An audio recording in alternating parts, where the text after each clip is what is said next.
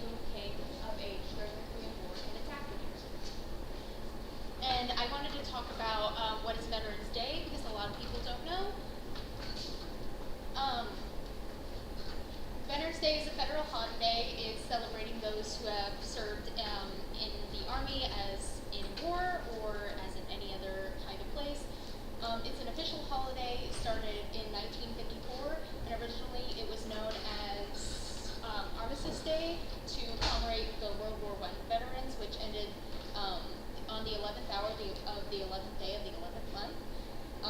And it was updated to Veterans Day in 1950.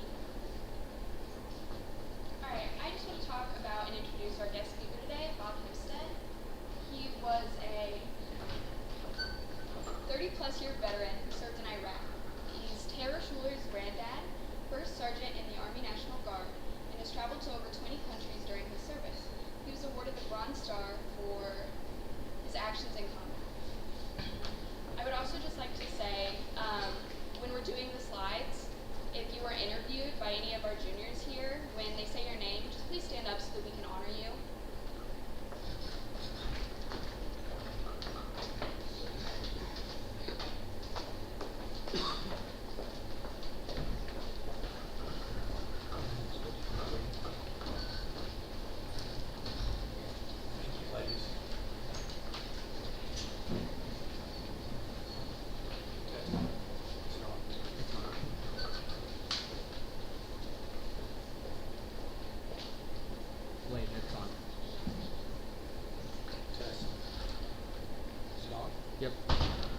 Thank you, ladies. I appreciate that introduction.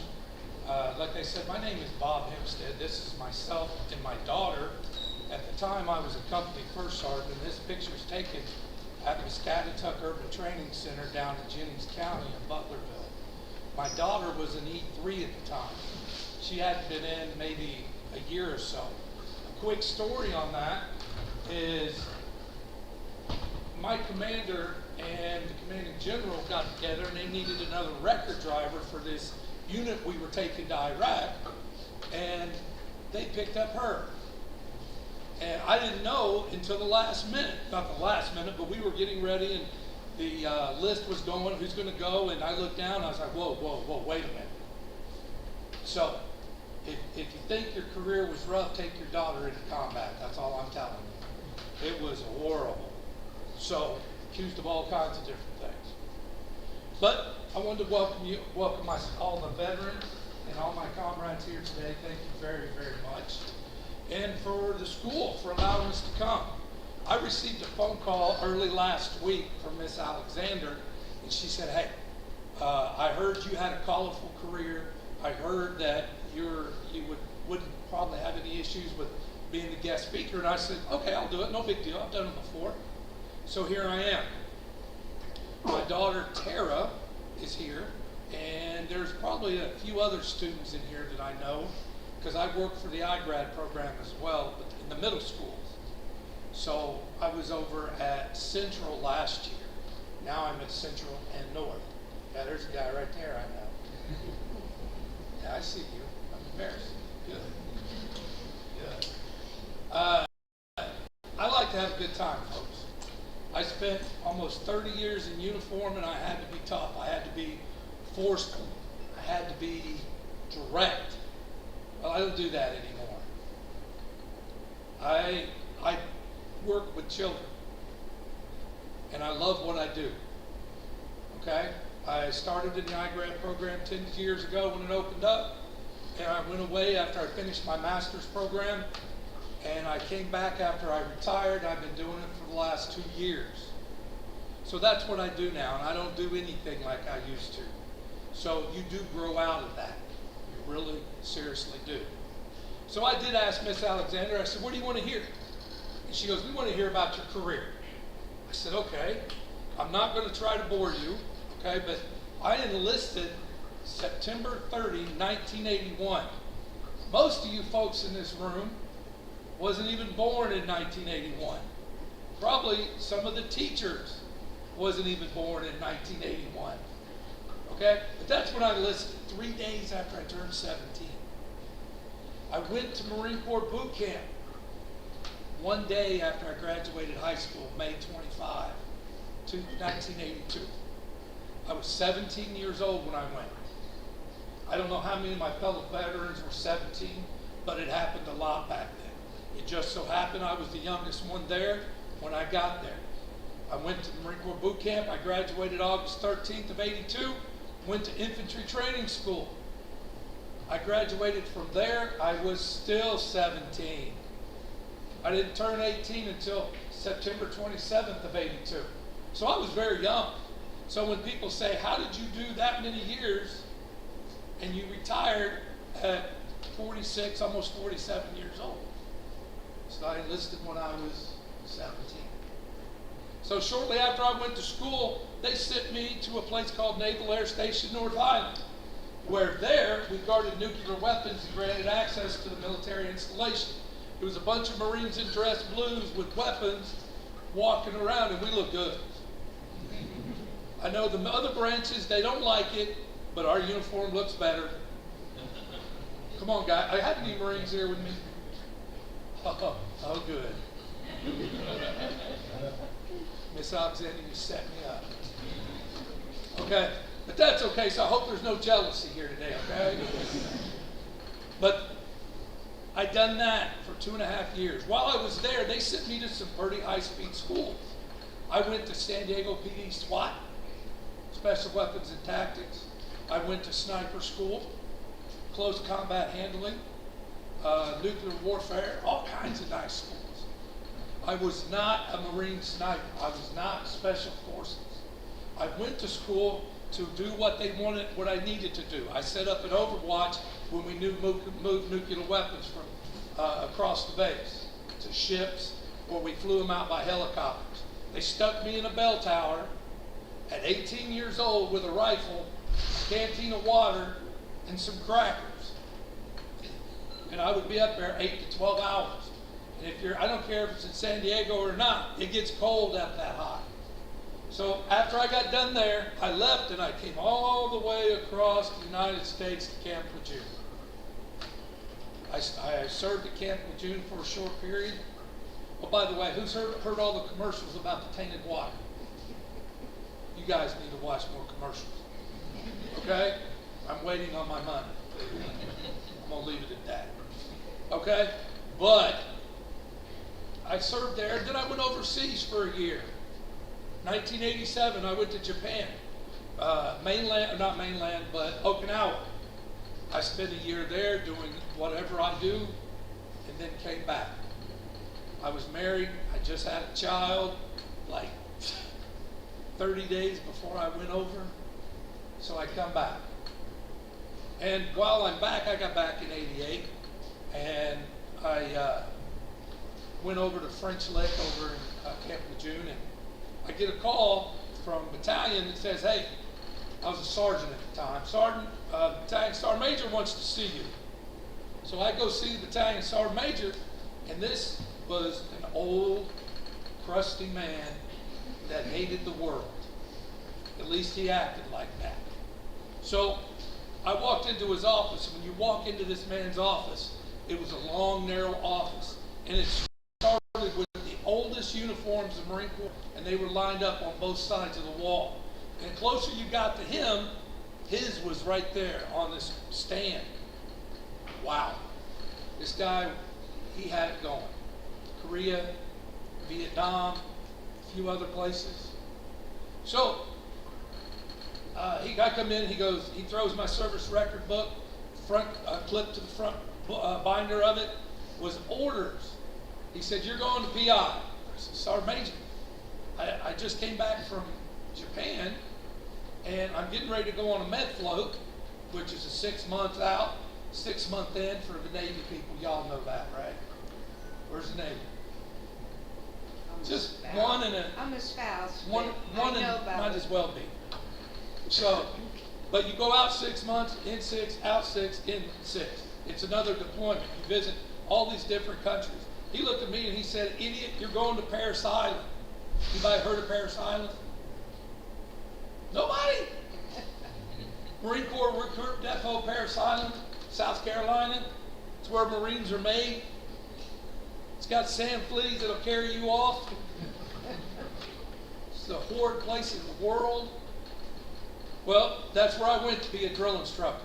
I brought my campaign cover and my cover block over along with my sword. It's in my sword plaque. And that is the sword they gave me for graduating in the top 5 of my graduating class at DI school. I was very excited to get that. So, but I brought those on. Oh, by the way, I got a picture up there. The average age out here, I'm guessing 16, 17, right? Right? I was 17 in that picture. In blues. So I'm looking good. Okay? I know some of you ladies were like, who's this guy? Tell me, who said it? Come on, girls, you looked at it. Is that a no? Well, I'm 58 now, so I'm way too old. But that's been a long time ago. Anyway, I get to Parris Island, I go to school, I start going and being a drill instructor, I start training privates, and I started feeling this sense, because I'm on my second enlistment by now, guys. Third enlistment. And I loved it. I loved everything about the Corps by now. I was so eat up and brainwashed about the Marine Corps, I didn't want to do anything else the rest of my life. Okay, but after I graduated my last platoon, I'll get back to that. I went to Iwakuni, Japan. And this is a good story. While I was there, I met my wife. Okay? She's American, okay? You know, she was a Marine. We started dating